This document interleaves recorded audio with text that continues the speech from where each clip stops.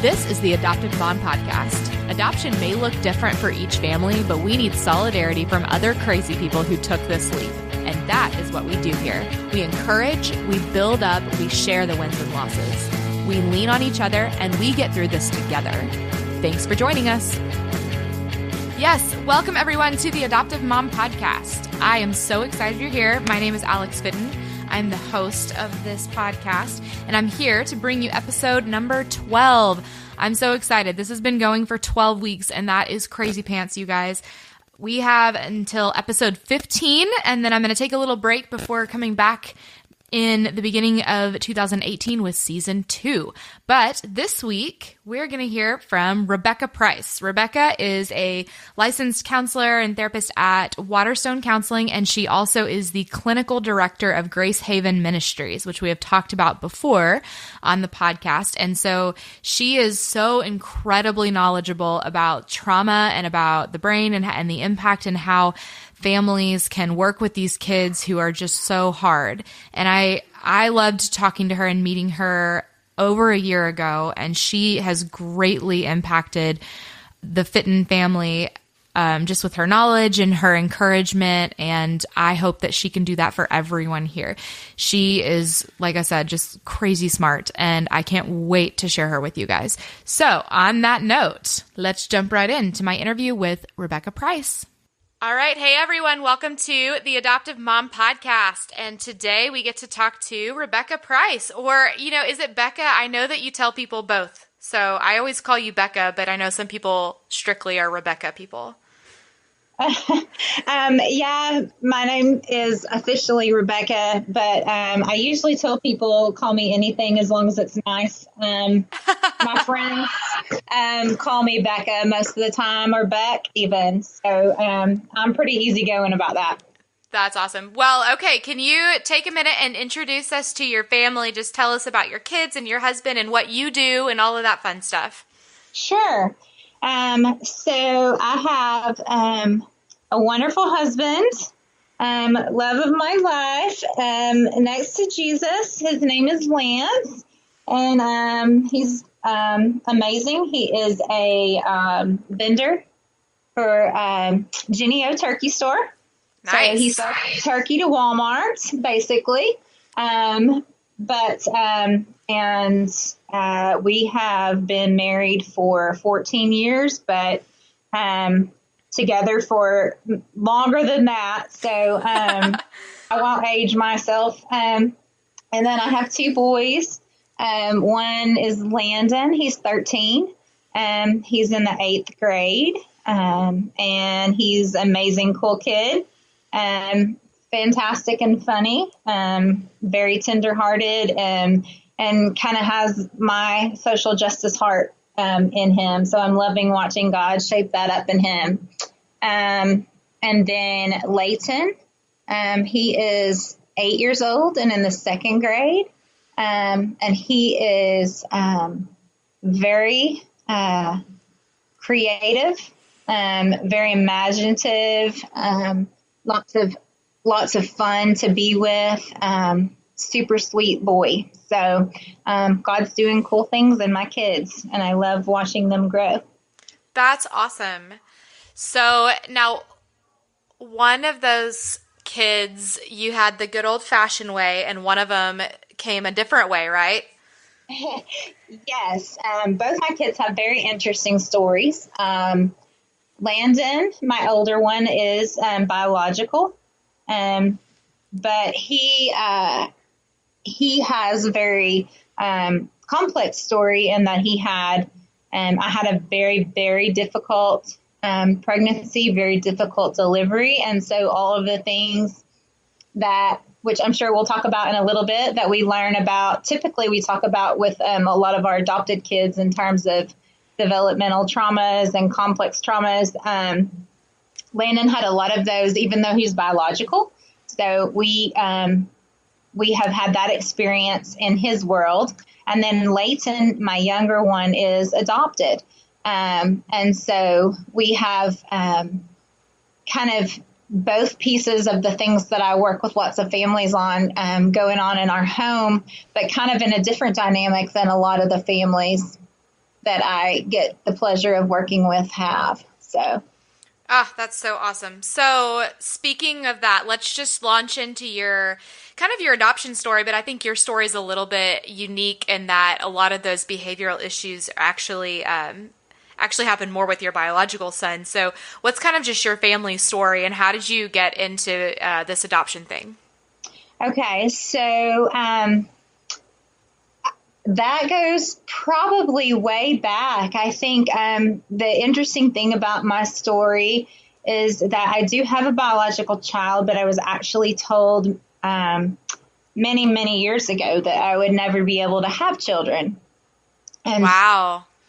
I had kind of resigned myself to that. At the time that I got pregnant with Landon, I've been a social worker for several years. I was practicing clinically in working in community-based therapy in Head Starts and preschools, doing play therapy with kids. And I had kind of resigned myself to the fact that these are my kids and these are going to be my kids. And I thought, if I ever do, at that time I wasn't married to my husband. We were dating, and I remember having this conversation and him even saying to me one day, you'd be a great, person to adopt. Like, don't feel bad that you can't do that, because you would make a great, adoptive mom.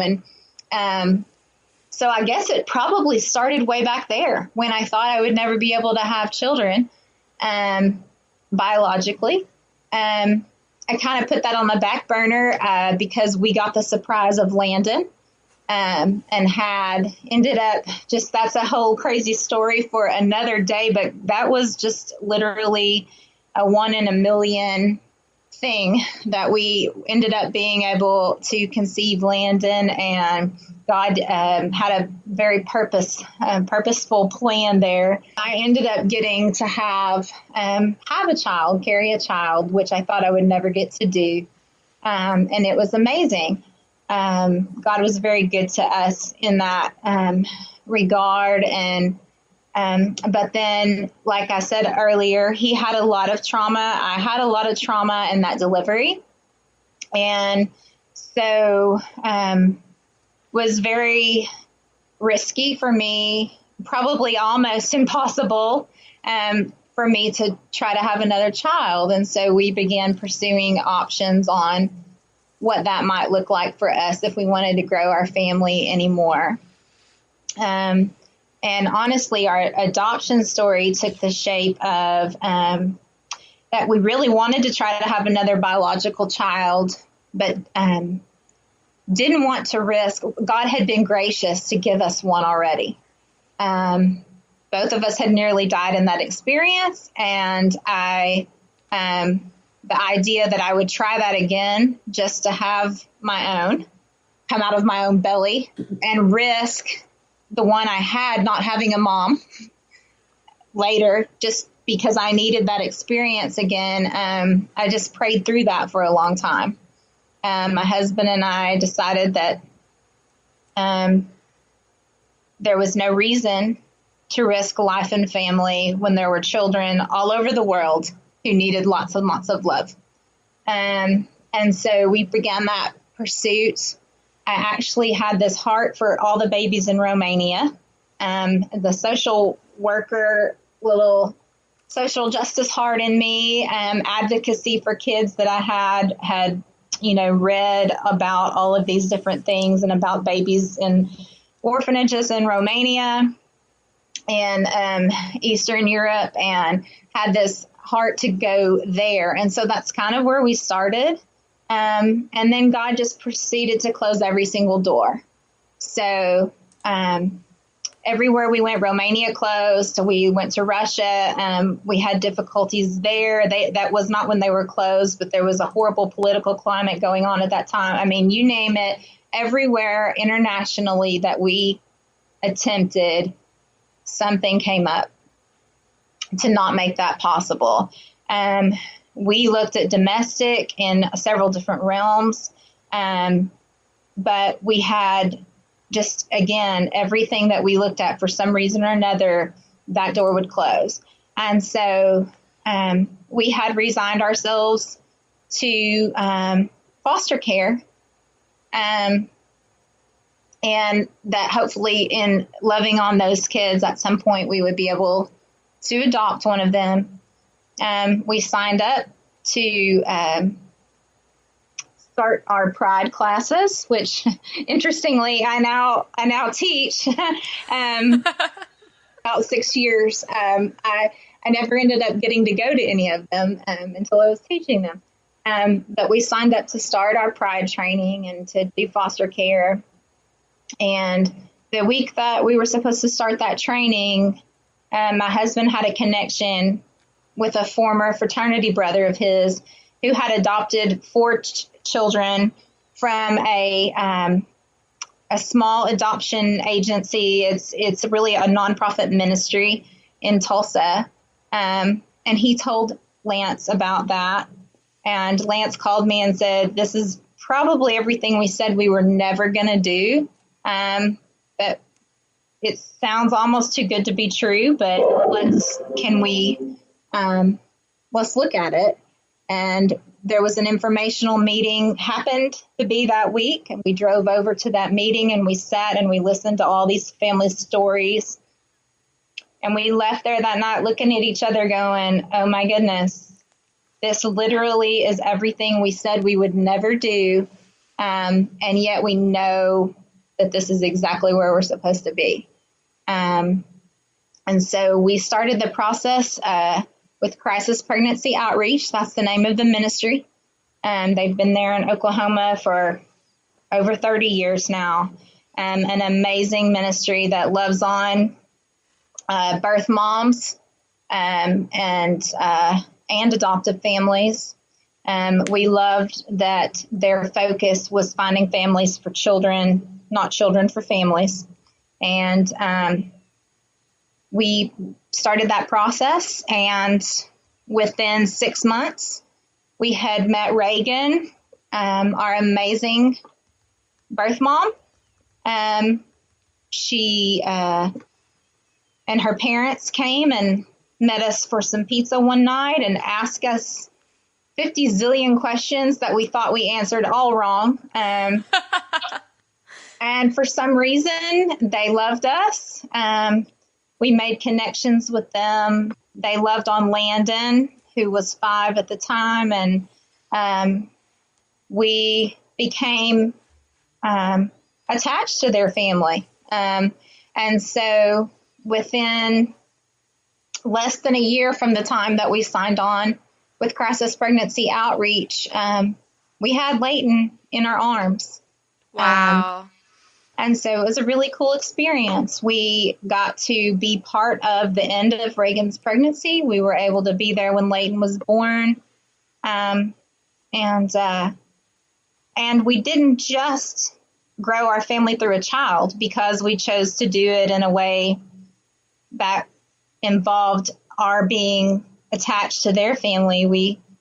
We've grown our family extensively by adding several hearts that we love very much. So, wow, that's such a, I've known you for a little bit and I have never heard that story. So I loved hearing it. Yeah, I knew that you had 1 and 1, but I'm so excited to finally know a little bit more about the Price story here. Yeah, thank you. Yeah, for sure. So, and we actually haven't even discussed what you do and the many hats that you wear. So yeah, so you did ask me to tell you that, and I forgot that. No, you're totally fine. But that kind of brings us into what I really wanted to talk to you about today. So why don't you tell us what you do and like the list of things you do? Maybe we should say that. Well, so it was actually my adoption with Layton that got me into the adoption field. I was not an adoption social worker prior to that. So I'm a clinical social worker.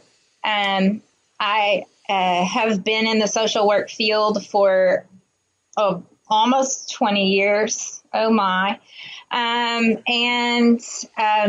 have worked with a variety of children and families. And all of those have been included children who've come from backgrounds of trauma. And clearly, if they're requiring services, there's been something hard, but really a lot of these kids, lots of complex trauma. And so Layton's adoption connected me with a social worker who pulled me in to her world and said, I need some help. Will you start doing some home studies with me? And I said, oh, sure, I can do that with a new baby. And 8 years later, I am all of that and then some.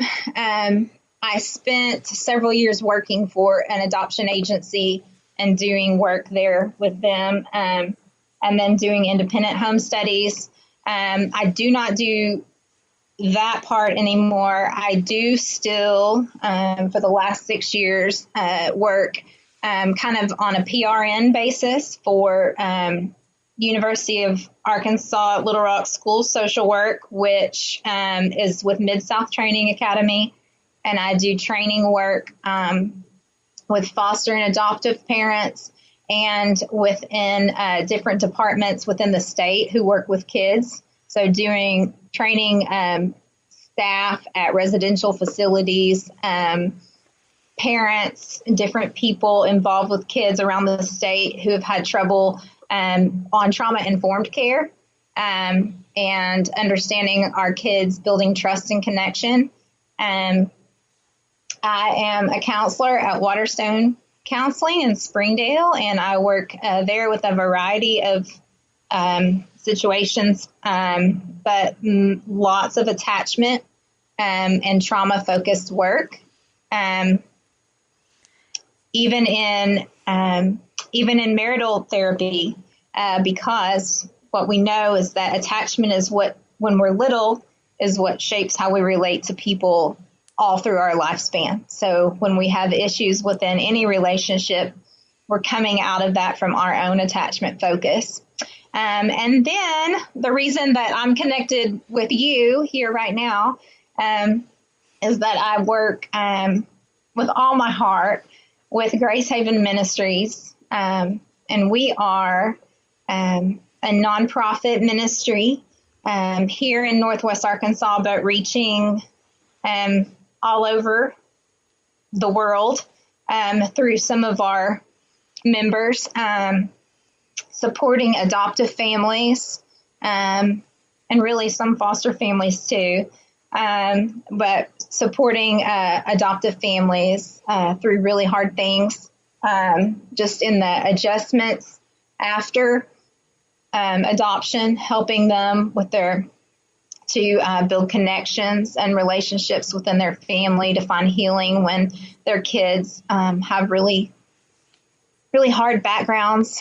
And we are even hoping to expand that into doing more pre-adoptive training and support people throughout the process. We came along because of hard after. But because we have seen that in so many different areas, we want to expand that so that we reach people early and are able to walk that path with them all the way through. And so those are some of my many hats. And I'm loving every single one of them. Yeah. Well, and a couple of notes to what you were saying. So you're super modest, and when you say that you, quote, work with Grace Haven, you're actually the clinical director of Grace Haven, which is a much bigger deal than you're making it sound. And so you're also a yoga instructor, and I wanted you to talk about what that has to do with your adoption ministry, because I think it's so cool. Okay, yeah. So I am, and the way that I did that, just a little background on that, I am using that in the adoption ministry because what we're learning more and more is how yoga and various other types of mindfulness activities are really a key component to healing trauma. And so without realizing it, what I know is that I was using yoga. I came into yoga because I was using it to heal my own physical trauma. As I mentioned earlier, having almost died when my son was born. I really did not deal with the emotional impact that had on me because I was so worried about coming in and getting him focused on his path and making sure he was okay. My body had impact, physical impact from that delivery, and I was really having some different physical components going on, one of which was a huge balance deficit. And so I started practicing yoga at that time. Like, seriously, I had done a little yoga before, but I started practicing at that time to help me regain my own balance. And I started noticing that it had further benefits, that it impacted me in a greater way and was opening up more and more for me, just physically, and even making me more focused and emotionally sound. So I kept practicing that. And in the meantime, as I began doing the work with adoptive families, and more specifically kids who really struggled to make connections and to heal from really hard traumas, doing trauma work with them, started connecting the two. Research is actually showing that typical talk therapies, or the play therapies that we do have benefit on healing, but that a lot of times because of trauma, there's a disconnect between the mind and the body. And so the body holds on to trauma in ways that we're still learning. And so when we go in and we sit down in a talk therapy, and we go in with our different modalities that we've always had, and we want to access these emotions, we struggle to do that as effectively when the body is not fully involved as well. It's a holistic process. And so what we've been learning is that when we incorporate things like yoga that can open our body and allow us a connection to a mind-body experience, then it helps our other therapies to then become more effective as well. Yoga has benefits of not only the mindfulness and, of course, strength, flexibility. Is very, it activates the parasympathetic nervous system, which is the calming part of your autonomic nervous system. So that's a lot of big words. It is, and I could explain that more, but I know that's not what you need right now. For kids, what that means is that when kids are dysregulated and they are not able to process through all the emotions that they have going on, they literally have traffic jams in their brain with all of the sensory input and the emotions and the constant. A lot of times kids coming from, in the adoption world, coming from trauma, have just a constant state of hypervigilance where they're looking around and waiting and watching for the next thing. And so anything that we can do to help them learn how to make their brains to calm down. And they're always wanting, lots of them are wanting to move around all the time. We see lots of that hyperactivity too. And so the yoga is really beneficial in that way because it gives them an activity to do with their body, but it's actually calming their brains at the same time. And what they don't realize is that that's the beginning of healing trauma that they're just really not even able to put their finger on yet. And another way that we're able to use it is in the forming connections in a family, because yoga is something that we can do together. but it's also a way that we can practice something with children who maybe have a hard time connecting to their parents and maybe they resist even healthy touch. But if we can do activities where we're side by side and we're doing something fun, like making animal poses with our bodies, we can be a dog or a butterfly or a pelican or any of these different kinds of things. We can grow trees with our bodies doing these different yoga poses. We're doing this together. We're having fun. It's forming connections and building attachments, calming the body, calming the brain.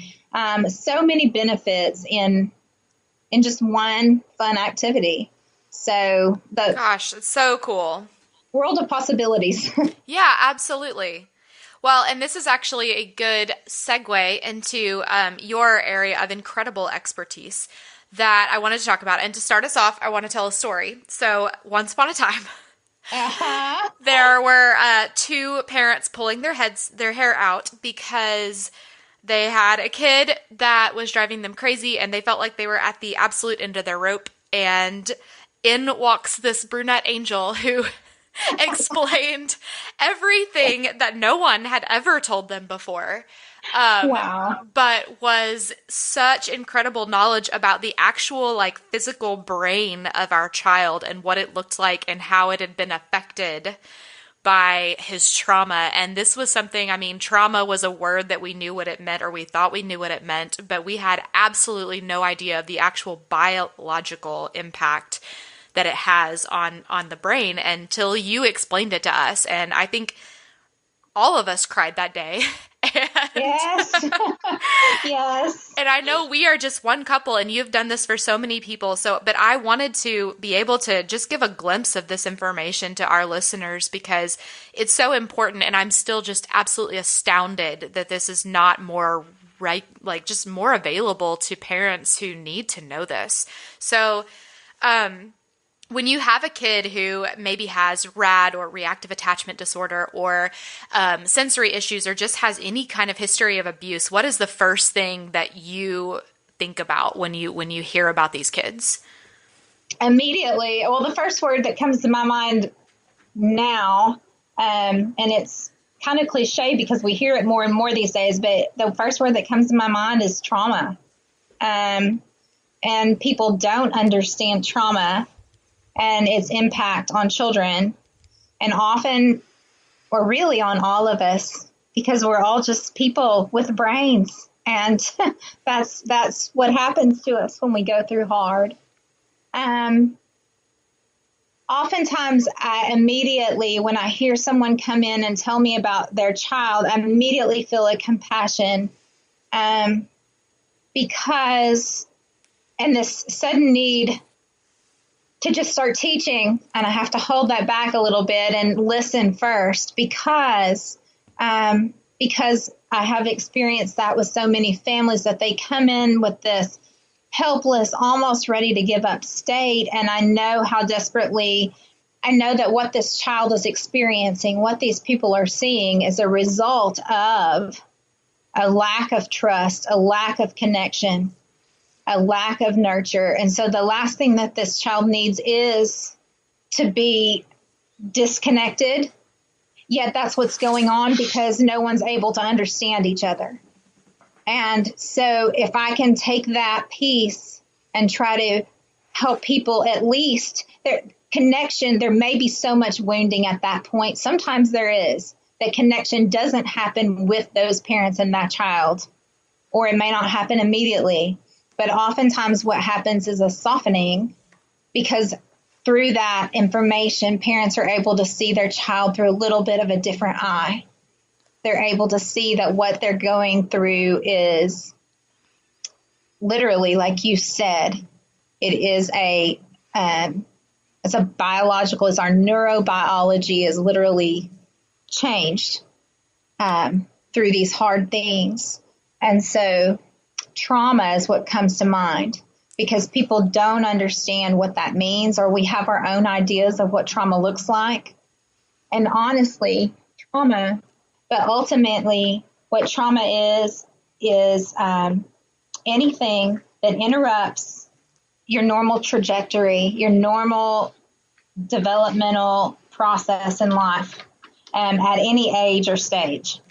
And so when we can break our myths about what trauma is and see that one person's hard might not seem, we may not be able to understand it, but it has interrupted their trajectory and caused a deficit for them, then we can have compassion and move forward from that place and meet them where they are. So I want you to repeat that first part just for the listeners, that about the that it rewires that whole part. Yes. So trauma literally rewires or interrupts the wiring of the brain. And for anyone that might want to see, I don't know if they have it on YouTube. If you want to see it, you can contact me and I'll send you a clip. There's a fantastic clip that Dr. Karen Purvis does that shows the attachment cycle drawn out. And that's really what happens, is the wiring of the brain is structured through nurture and trust. When a child is in utero, there are parts of the brain that develop very strongly, but then there are parts that do not. And the strongest part is that lower brain that covers our survival skills. And so when we're born, and the left brain is a little bit more developed, the right brain is not at all. And if you think about that, the right is almost all sensory, social, emotional. Left brain is very logical, linear, linguistic, and lower brain is survival. And so a child's born and then we have needs, we cry, someone comes. It's through that trust building relationship. When a baby can't regulate for themselves, someone comes and regulates for them. And then as they grow, someone regulates with them. And then ultimately, our hope is that they would be able to process and regulate for themselves. And that what happens is that lower brain is developed. And then through those nurturing interactions, the levels of the brain, it builds and develops the different parts of the brain. So the wiring that happens inside our brain happens when we grow trust and we recognize, if I use my voice, someone listens and someone comes. So kids who either don't have that from the beginning, or they have it and then for whatever reason it's taken away, or there's another trauma that occurs of loss and grief of various kinds in their lives, whether that's abuse or neglect or a natural disaster, whatever that may be, that wiring, that building, that growing gets interrupted.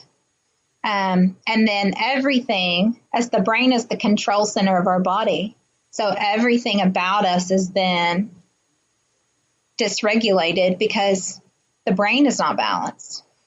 Right. And when you first told me this, it took a few times of you repeating it for me to actually understand that when you say like the rewiring of the brain, you mean like the actual physical, like I could touch them with my hands and not with my eyeballs, but like under a microscope, like I could see these connections. And you even showed me some pictures of like a brain, a normal brain, and a brain that has experienced trauma, and they look different. And that was absolutely mind-blowing to me. Just that, you know, because I feel like we talk about the brain and in our minds we're like, they all look the same, but, you know, some magic happens where everyone's brain is different. But you helped to teach me that it's the actual physical, like with your eyeballs, looks and development of the brain. And this is like the most profound thing that you've ever said is when you said that, you said, Alex, most of the time for these kids, you're thinking that they won't do this, they won't do that, they won't do what they're supposed to do, but it's not a won't, it's a can't. Yes. Yes, that is very true. It is not a won't, it's a can't. Almost always. Now, are kids still kids? Yes, of course. But that is a truth. And what's often very hard for these kids is that maybe on the outside, there's not anything that would show this. You know, if a child had a physical disability or some kind of physical illness, we would see that, we would know, we would adjust, we would accommodate for them to have what they needed. Because we can't see this on the outside, it often gets missed, overlooked, mislabeled. And so a lot of times these kids then have a further setbacks because they're labeled with these different things, or they're seen as a bad kid, and they may be trying as hard as they can, but they can't get there because literally they don't have the capacity to do so. It's like the video clip I mentioned earlier with Dr. Purvis and the attachment cycle. The way that she kind of sums up that video is that once all of this stuff, you have a piece of the puzzle, which is like the sympathetic nervous system, like I mentioned. The child gets upset, and then something happens to meet that need, and so the child gets calmed, and that's your parasympathetic nervous system, and it creates this cycle, this big circular motion of having a need and then having it met and calming, and this cycle. When we don't have that, it's like the child becomes all of those needs, all of the benefits of the calming system get erased. And so it's literally like the child becomes a runaway train. Mm-hmm. They cannot. It's not that they want to be this way. It's that they cannot function because they do not have the capacity to do so. Wow. And every time I hear it, that just astounds me, because that's something I completely cannot relate with. And I think that's one of those things that whenever I first heard it, it just blew my mind, because it's like trying to explain to someone what it feels like to be a man. Like, I can never, ever, ever experience that. I understand it in theory. I'm like, oh, that I don't know what that's like, and I never will, but here's like kind of what I understand from the outside. But it was crazy to me to think that I will literally never be able to relate with my child in this way. And, and it just made me want to learn as much as I could about it. So I think that, what might be helpful, and if it's okay with you, is maybe I give you some different scenarios of realistic adoption situations, and maybe you could explain what the possible brain activity or what's going on under the skin. Would that be okay?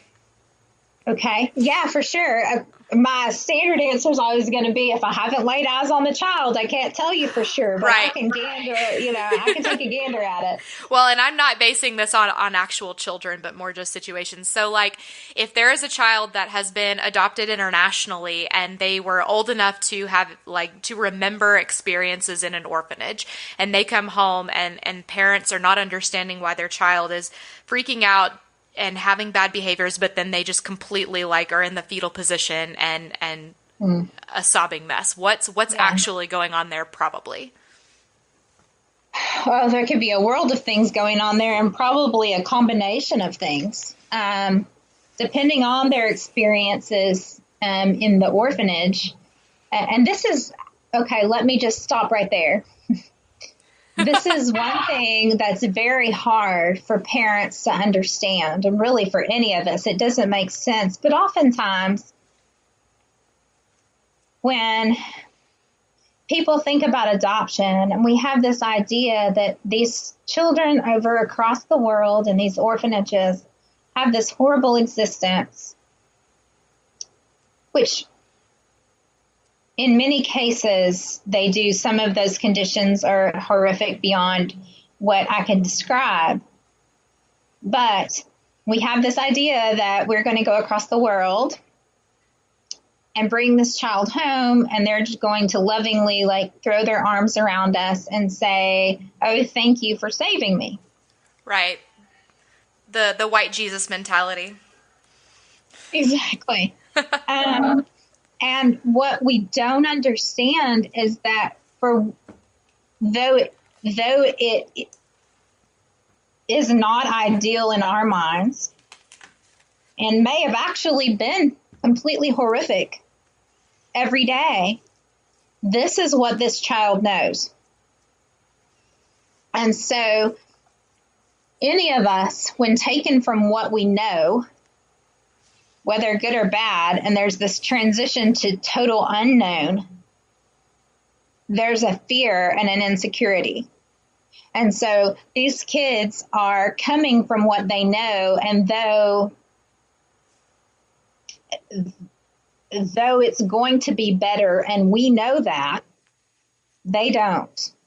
And so they will grieve the loss of life as they know it. So that may be one thing going on with the child that you mentioned. There's also fear, because if life was horrific there, even though you know you're safe for them, they don't know you're safe for them. So there's fear that's blanketing everything they're doing, because they don't know that you're any different from the person that's been caring for them who wasn't really caring for them. Right. Depending on how long they've been there and what their life experience is, I'm going to venture to say that they may be having just huge sensory overload from the world around them, because most of the things that they're going to experience are completely outside the realm of what their brain and body have had to process. If you think about that, a child who's been in one place with one set group of people with, sterile walls and little experience, especially in like the really cold places. Like I have a friend who adopted from Russia years ago, and her son was 2, and he freaked out when they went outside because his feet had never felt grass. Wow. We don't think about that. But so you take a child out of that environment, and then you put them in a car and you drive them away, and then you stay out in their country, but in a strange hotel, and you don't speak the language, and then you put them on an airplane and you fly them across the ocean into a place that they don't know. And again, they still don't know you. If you think about that in the capacity of just any of us taking that on, it feels overwhelming. But when you think about a child who has had very little sensory experience, that's complete overload for their brain. If you think about that in terms of a child whose development has been affected, like we talked about previously, and so their brain does not have the capacity to function on their the level of their chronological age. Like you said, an older child, well, even if that child was 10 at the time of adoption, we've got 10 years of their own experience, whatever that might be, and probably developmentally, they're going to be half or less of that age. So a child whose brain functions in that way and is processing experiences based on their limited social experience, their lack of attachment that we talked about earlier, this lack of sensory experience and knowledge, and then this overriding fear, and you take them into a total new world with all of these things on overload. When you see them in the fetal position, it's because they're literally shut down. The brain and body can only do so much. Right. And then at some point it will say no more. Many kids, especially if all of that is happening, and then this child has had experiences of abuse or sexual abuse or other things in their past or within the orphanage, they're going to be even more afraid. And you may see a really great behavior for a little while because they don't know that you're not safe. And so they may be trying to keep you happy and afraid of what might happen. And so they're probably overloaded and shut down on many levels: emotional, sensory, biological. Yeah. Well, and when you have all of those things working against you, I think that a lot of times we like to focus on one specific thing, but in a situation like that where there's, so many things stacked against these kids, and it's hard, like I said earlier, it's hard for us to even access an understanding of what could possibly be going on. And we're expected to like care for and nurture this child. And in order to do that, we obviously need to become more educated. So, okay, let's go for a different scenario. So what about a kid who doesn't seem to be experiencing pain the same way? Maybe they don't feel pain very easily at all. What's going on there probably? Well, it could be different things again. So you're, again, I would go to my immediate go-to there would be a sensory experience of being more sensory deprived, more hyposensitive, so not really able to feel as much and needing a deeper input to be able to feel things.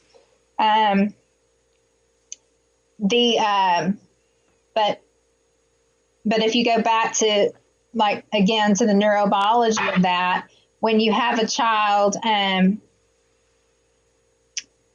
it is the cerebellum in the brain that receives sensory input from the body. And so when you've got this brain-body disconnect and you've got this hyper-vigilant, overloaded lower brain trying to do most of the work because the higher level of functioning is not able to process, I would venture to say that there are probably a lot of messages and signals not being received as well. That cerebellum is in your lower brain.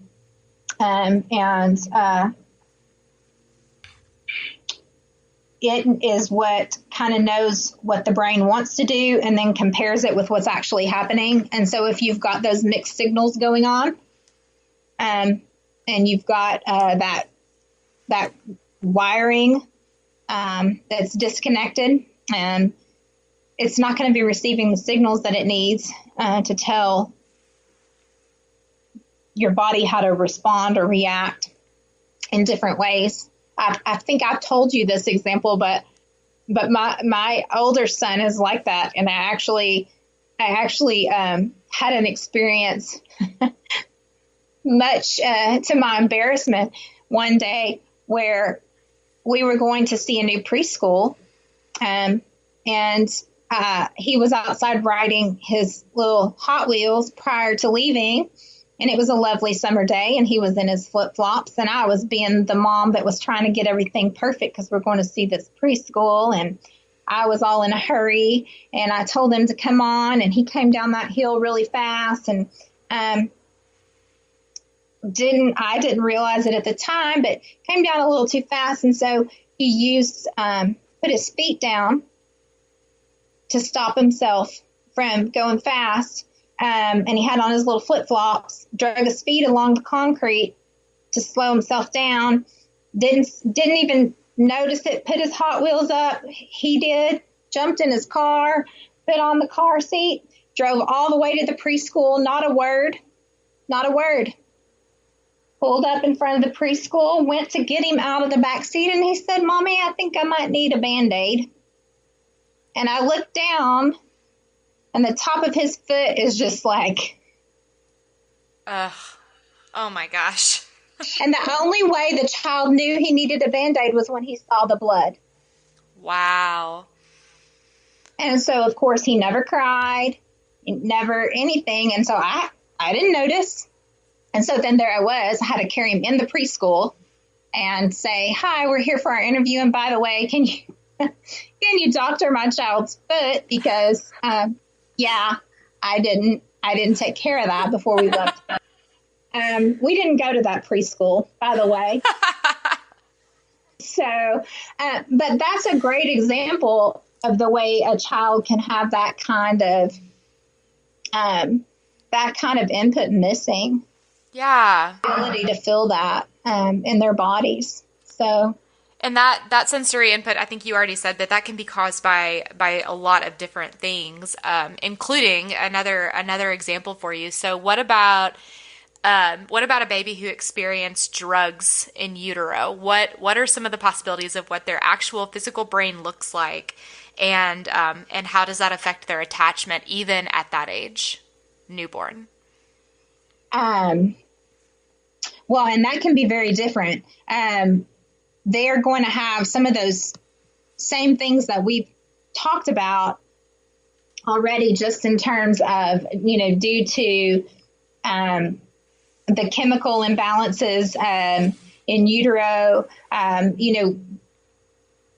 We know that even when drugs aren't involved, we know that now we didn't used to think this was true.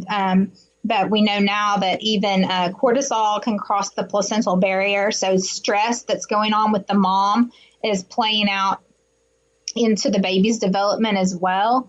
And so when you do that, and then you add something like drugs or alcohol to the mix, it's going to really, really impact that child. Brain growth starts within the first month of after conception. So in utero, within that first month, brain is already growing. And so when you have something like drugs involved, it's definitely going to change not just that neurobiology like we talked about that can happen through various types of trauma, but that can actually impact growth. It can change brain size. You might see the color differences in pictures. You might see color differences in the brain matter, the gray matter versus the white matter, which would show you the parts of the brain that are more underdeveloped. You would see literally, I think I showed you a picture of a child whose brain was changed just through neglect, multiple times smaller than a typical brain of that age.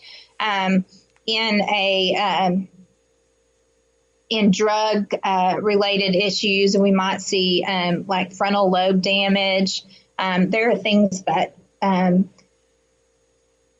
multiple things that you can see there. And some of those behaviors, like we see with after children are born, if you're looking at drugs or like fetal alcohol, things like that, what we can see is the capacity to affect some of that neurobiological change a lot of times in terms of being able to build trust, build connections, but there may be needs and issues with those children that will extend beyond that because of actual brain damage due to those substances.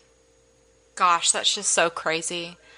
And it makes me so sad for these kids because they didn't make any of those choices. And as an adopted parent, I'm sure you understand that, it's so easy for us to look at their behaviors and not be able to see with our eyes what's actually going on. And we just get frustrated. And I think that, that's human. I'm not saying that that's wrong at all, but it's just such a good reminder to think about,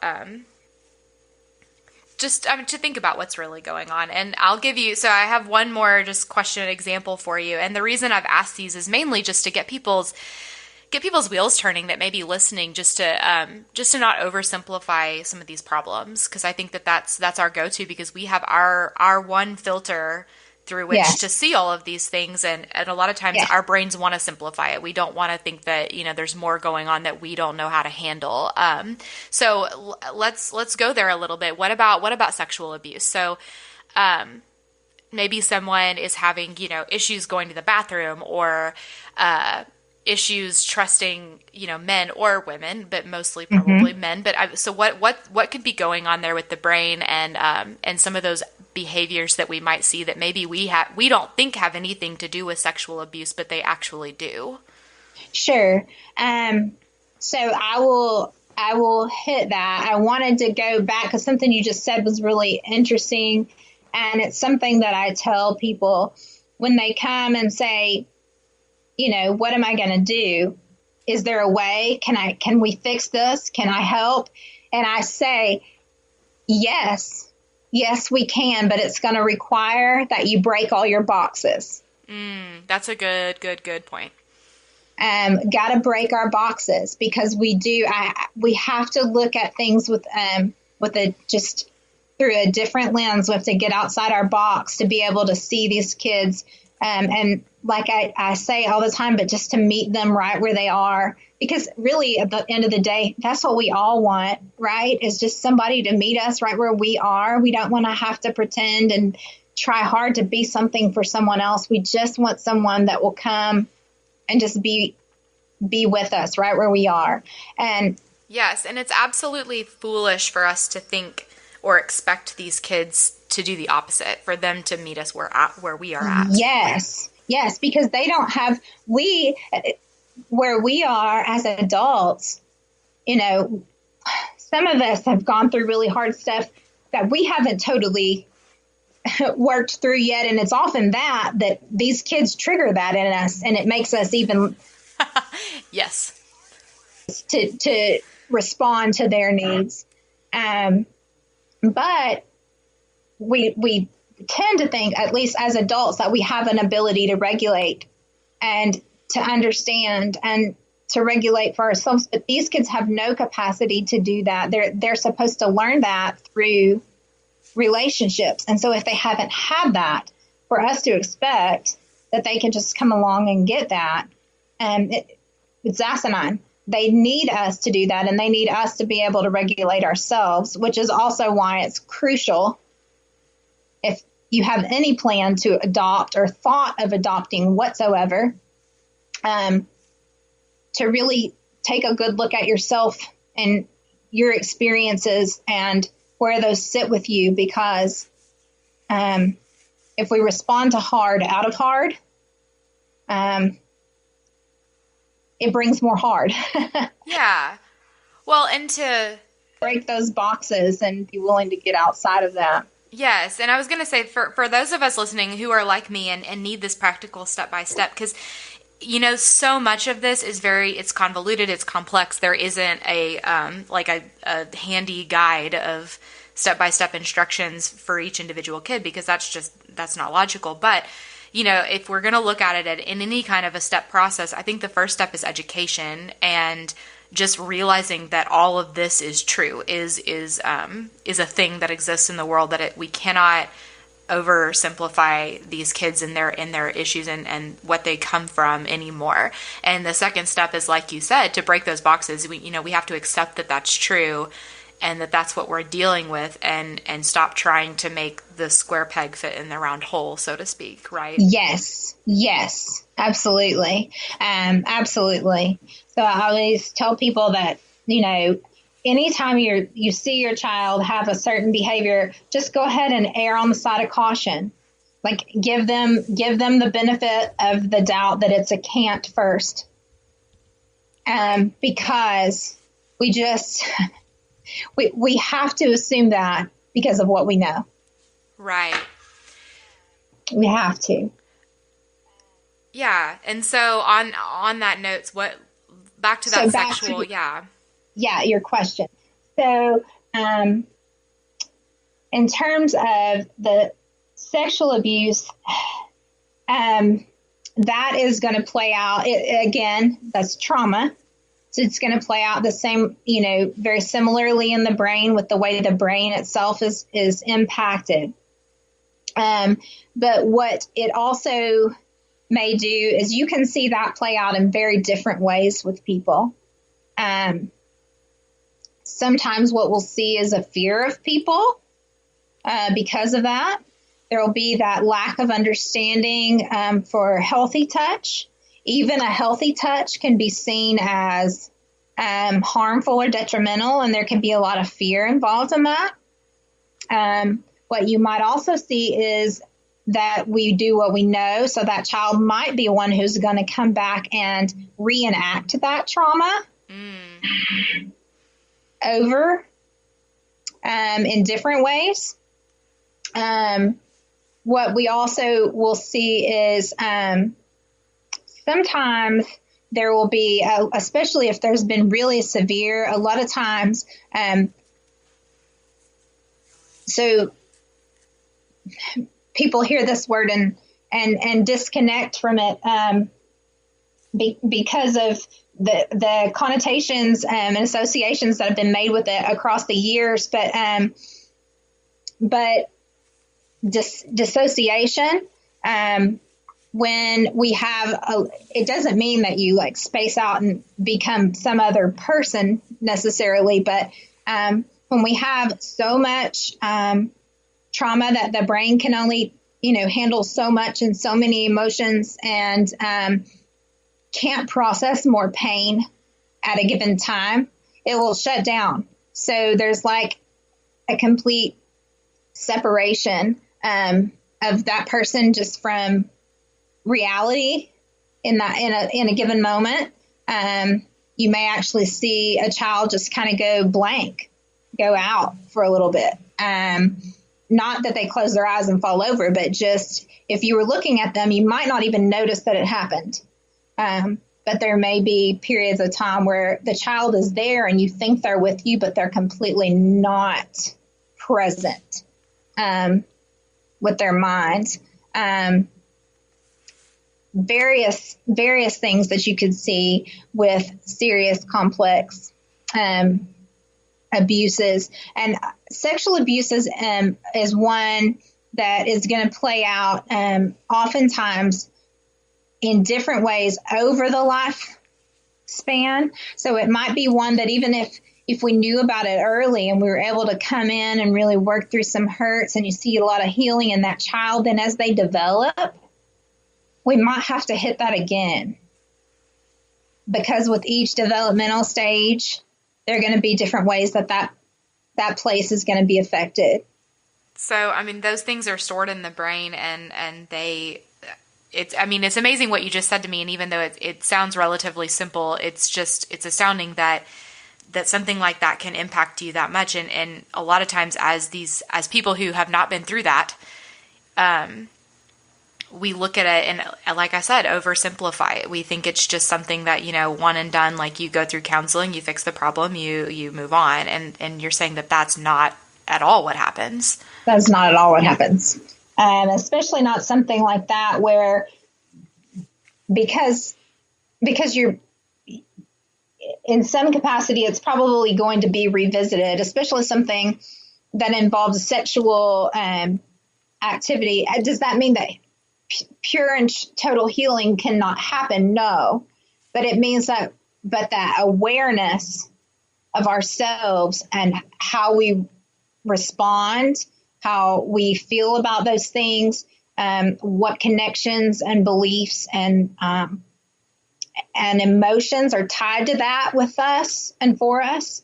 Again, it's going to be critical as we grow. So walking through with that child, self-awareness and learning how to, as they, that's going to mean for us as they're younger, reflecting to them, oh, I see this about you. You seem like you might feel this, and helping them start to learn how to do that, because as they grow, then, so maybe you do some really good work before puberty, then puberty comes along and the body changes. And if there are still any feelings tied to that or to unhealthy touch or to experiences that have happened, and then suddenly the body might almost can feel like the enemy because it reflects these things that were repugnant to us at some point. And without even realizing it, sometimes that's stored in a place that we can't really directly access. That's one thing that's interesting about memories, is that, so we have to have really, that's why we might have like little bits and pieces of things, or why for people working through trauma, it can feel really chaotic and disorganized because the brain, due to all this neurobiology and the things that have changed and been affected in our brains, a connection between the right and left brain really allow it to work as a unified whole, right? So they allow it to be complete. And so if we have all of this imbalance, then we have these fragments of memories and these pieces that are kind of stored up, and we may have a piece here, but we can't tie it to a time or a place. Or we know that, like, I look at myself in the mirror and I feel horrible. That makes me angry. Like, I feel anger come up, but where does that come from? The brain has that, but because we don't have that unified connection, we can't piece it together and organize those memories. And so there's a place that will bring up emotions for us, throughout life, and without being able to access that mind-body connection and a whole brain connection, it will feel, for lack of a better word, but chaotic and disorganized. Yeah. Things that will continue to rise with sexual abuse until there is a full healing. Wow. And as adoptive parents, often it's our job to walk these kids through and towards that full healing. And part of that, again, it goes back to that education and not being naive enough to think that this is a small or simple issue. Yeah. I think we've maybe effectively scratched the surface of all of this stuff. Right. Yeah. We could sit here all day, and I don't want to. I mean, I can. I love this stuff. I could talk about it forever, but it's layers and layers and layers. Yeah, totally. Very, very. There's lots of depth to this, but also so much beauty in it.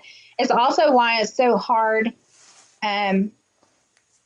for people in healing, because there are layers of healing just as there are layers to understanding all of this. And so peeling that all back to bring wholeness can be hard, but then there's also this beautiful connection that happens when we can do that. Yeah, anything that's fought for is going to be stronger. So it's good stuff, Miss Becca. So I have some kind of closing questions that I ask all my guests. Are you cool with that? Sure. All right. And this is more about you and your adoption story. So what do you wish that someone had sat you down and told you at the beginning of this journey, and just maybe warned you about, or an encouragement that you needed beforehand or something like that? I wish that someone had told me that it was going to rock my world. And I think people probably say that. I know that people told me adoption is not for the faint of heart. But I thought, well, I'm not faint of heart. I'm resilient and, strong and compassionate and, all these things. Like, I've got this. Nobody prepared me for the emotional roller coaster, the emotional depth that it was going to have on me. Yeah. Oh, that's a good one. Okay. So what do you wish you had done differently through this? Well, I think, and again, it goes back to what do I wish someone had told me.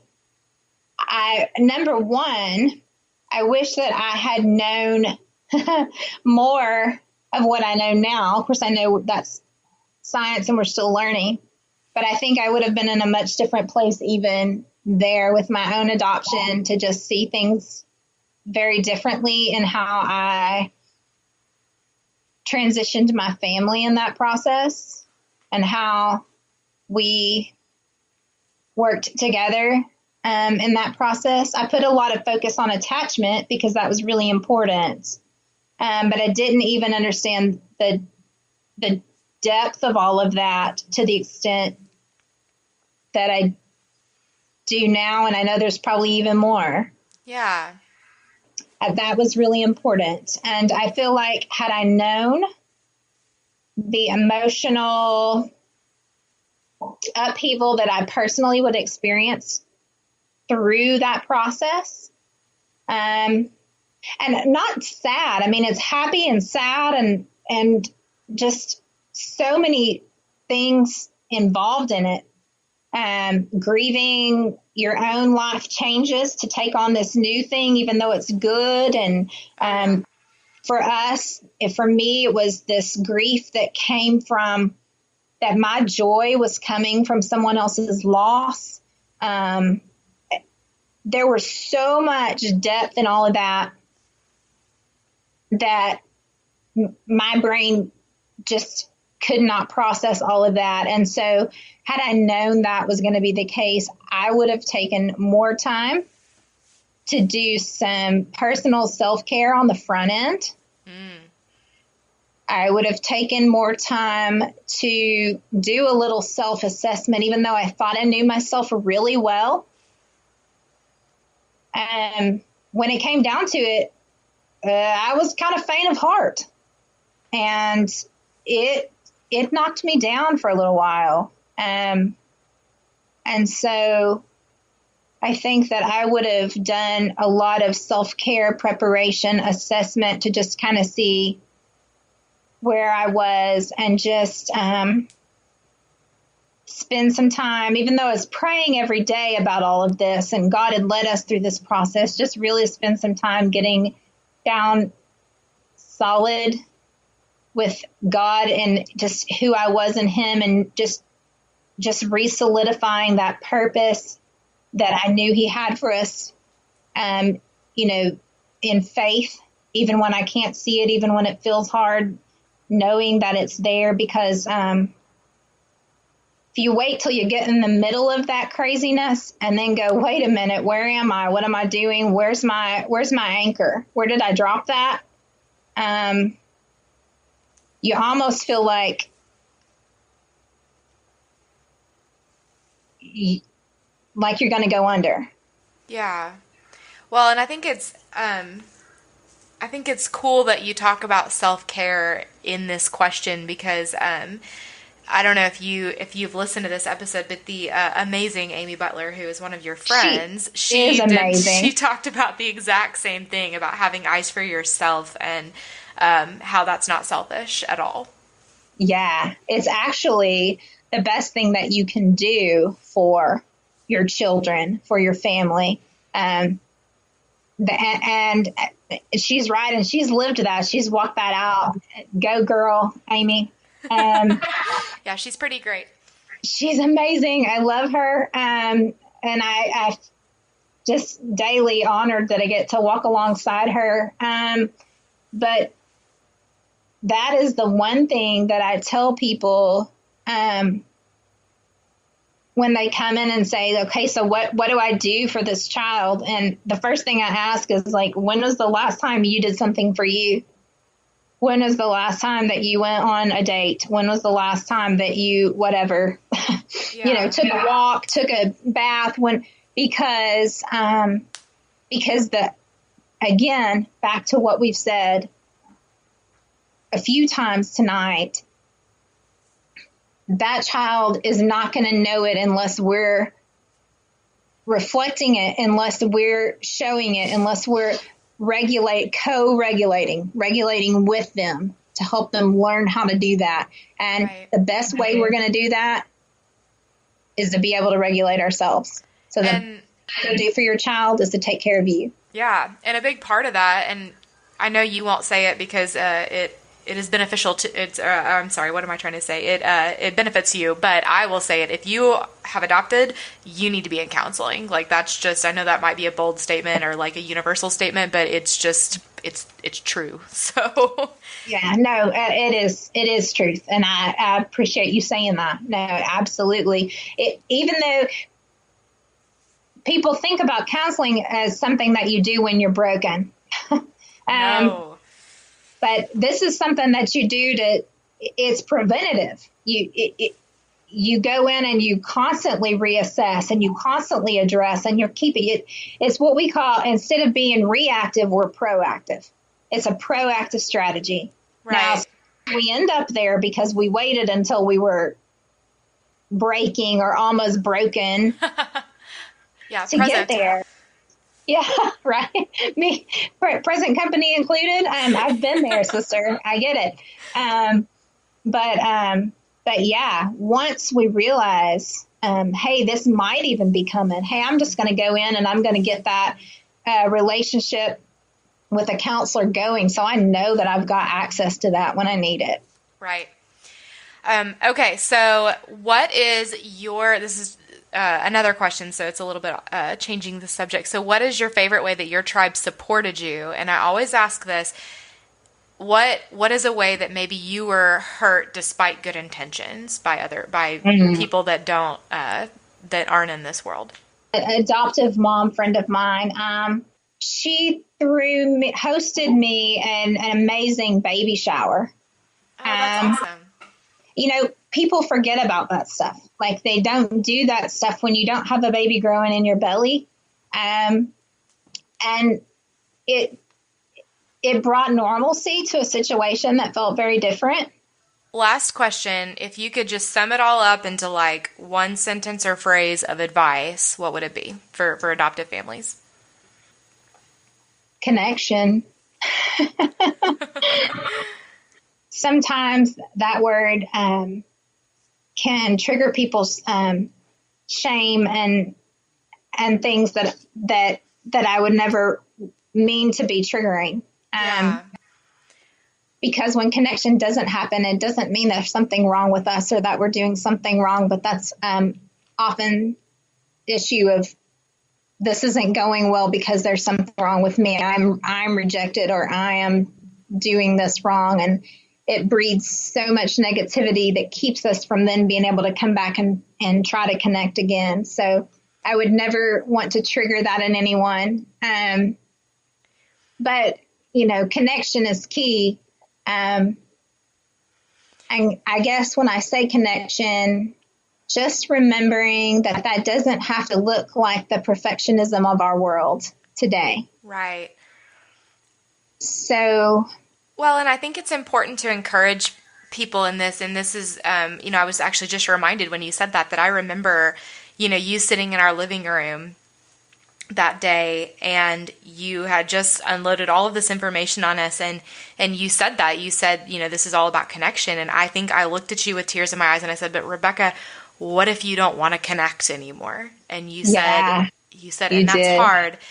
But this is like and this goes back to that support system thing. You looked at me and you said, but that's what I'm here for. I'm going to walk this with you. And that was like the most gracing thing anyone had ever said to me. Not just like, here's some information, see ya. Not, like, I'll pray for you. But you were like, we will get through this. We, not you, we. And that was amazing. And so I would encourage anyone who's listening, if you're not in the Northwest Arkansas area and Grace Haven can help anyone in the world, but if you don't have Rebekah in the same town as you, find someone, find that support system, because call me. I'll help connect you to someone.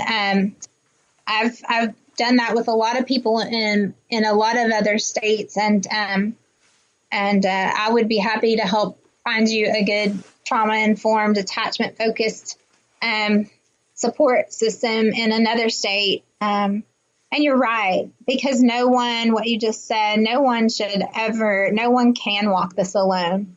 That is one of the hardest parts about this, is that because when it gets hard, people start to feel alone and they feel like it's them and that no one understands their world. And so they turn inward, and there's this sense of isolation, and it's creates this negative cycle because people feel more alone, so then they isolate more. And what we need is that tribe, that our people. Here at Grace Haven, we laugh because we've all walked that world and felt totally alone at some point. And it's like, now here on our support staff, we have people and say to each other regularly, hey, y'all are my peeps, because there are times when you feel completely alone when you're walking a world that many people don't understand.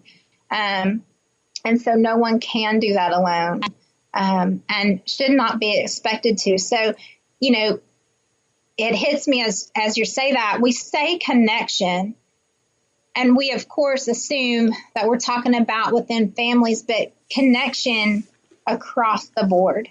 Mm-hmm. God created us to connect.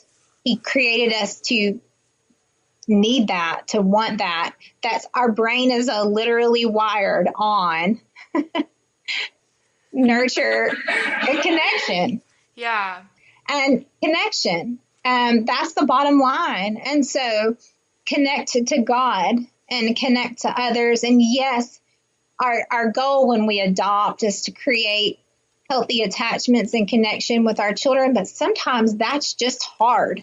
I mean, like virtually impossible. And when these kids have come from really hard, that can look like it's never going to happen. And you can daily feel like you are literally being just pushed away, and that you lose, like you said, you lose that desire to want to go connect with that child. Don't let other connections replace that. There's always hope. Never give up, but keep your connections with God and with others regardless. Don't isolate. Yes. And don't give up hope that there's the opportunity to ultimately connect with your child. Yes, and reach out before you get to that place of despair. Yes. Good stuff, Miss Rebekah. So I'm going to link to Waterstone and to that video that you talked about earlier. But where else? Where are you findable? Where are you? I know you're on Facebook. Do you have like a work email you want to share or anything like that? Sure. So we have, I'm findable at Waterstone Counseling. That's Rebekah, Rebekah at waterstonecounseling.com. I'm findable at, I'm on Facebook, Rebekah T.O., that's spelled T-I-O, Price, P-R-I-C-E. I'm on Twitter at Yoga Please. I am at Grace Haven Ministries. We can be found on Facebook and website, gracehavenhome.com. Waterstone Counseling is exactly that, waterstonecounseling.com. Yep. And I always link to Grace Haven. So I want to attach as many people to Grace Haven as possible because it is just so wonderful. Absolutely. And that's one thing I just have to say that I love about my Waterstone family here too, is that like you kept talking about Amy Butler and how awesome she is. And you talked to her last time. She has such that heart. So other folks here that are so amazing, the folks here at Waterstone have that same heart. Like they have that Grace Haven heart. And many of them have been tied into that work or the adoption world in some way. And so I love that those pieces of my life and my different peeps get to like mesh so nicely and come together. Yeah. So there's beauty in all of those things. And definitely if you're an adoptive family and you are listening to this and you're going, oh, I need all of that, find us at Grace Haven. Call me. I don't keep my cell phone number private, though some people in the self-care world should probably say I should. But come talk to me. I would love to visit with you. I like getting coffee. I'll meet anyone, anywhere, anytime. Awesome. Well, thank you so much. Thank you, Miss Alex. I love you. You are precious. Oh, if only you knew how much that meant to me, and I love you too, and I think you know that, and thank you for all that you do for so many people, and thanks for chatting with us tonight. Anytime. Thank you for having me. Thank you for listening to the Adoptive Mom Podcast. I know this stuff is hard, and I hope you found encouragement here. Remember, you are enough, and you're doing a great job. God wants to be at the center of this journey, and He is big enough to redeem all of our mistakes.